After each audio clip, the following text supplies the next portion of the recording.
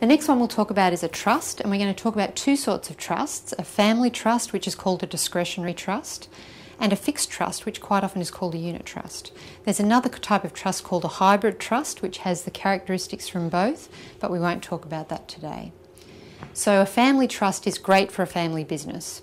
And what we usually do is we have a family business in one trust, and then the family goes and buys their business premises or other property, and we have it in another trust. And those trusts can share profits between the two of them. And so it's a very flexible structure. The other good thing about a family trust is that you're able to distribute profits to some of the children, although there's restrictions on the amount of income children can get taxed concessionally, but also to other members of your immediate family. So it's a very generous sort of structure and allows you some flexibility with your tax planning. But it's also great for asset protection, that you can have your business separate from your other home and personal assets, similar to the company. Trusts are very good for holding capital assets like property, because we do get the 50% capital gains tax concession where that ultimate distribution is made to an individual, and you can pick who the individual will be based on your trust deed and who the beneficiaries are. So a trust is a special relationship. You have a trustee who looks after the assets for all the beneficiaries of the trust. So it's a holistic. Whereas with a company, you have directors who look after the business for the shareholders of the company. So there's some similarities, but trusts definitely have more flexibility. The negative with a trust is that it must distribute all of its profits in a year, or it must withhold all of its losses in a year.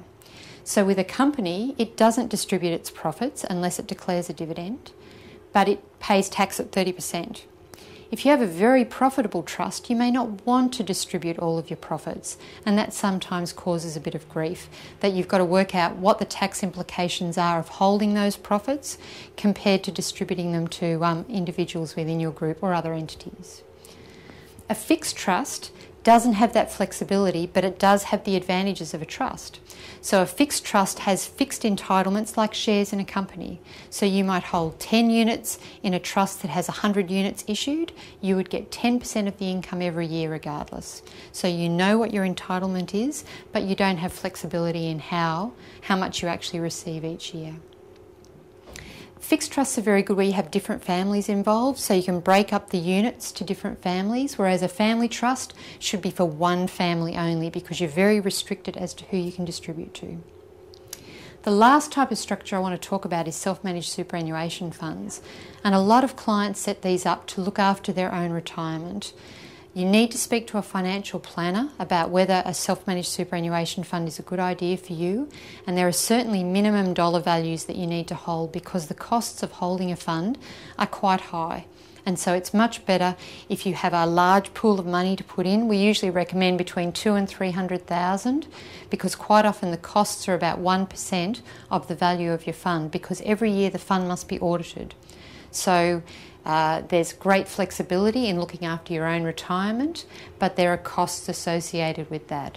And you must do it actively. So if you're not interested in doing this, then that is not a structure that you'd consider. But what we find is a lot of successful business people like to make large contributions to their super every year to be able to provide for their retirement, and a self-managed super fund works well for them. Funds are able to borrow for certain assets now, so there's a little bit more flexibility than we'd had previously. And also, assets in a super fund are protected as long as you haven't put money in there to defeat your creditors. So there are certainly restrictions with the contributions that can be made, but it's a very good structure for asset protection. And we just find with everyone living longer that people are very interested in looking after their retirement. So this is a range of the structures. There are some structures in between there, and when I talk about a partnership, we have partnerships of companies and partnerships of trusts as well, so that there's some flexibility there. You can have a family trust that's a partner, and so it gets a distribution. You can have a family trust that's a unit holder in a fixed trust. So that there is a myriad of structures that can be used, and you need to get advice to work out what is the best structure for you today and then moving forward to where you expect your business to go. So if you need any extra information, you can either jump on the web and send me an email, or alternately ring the office and we'll be able to provide that for you. Thank you.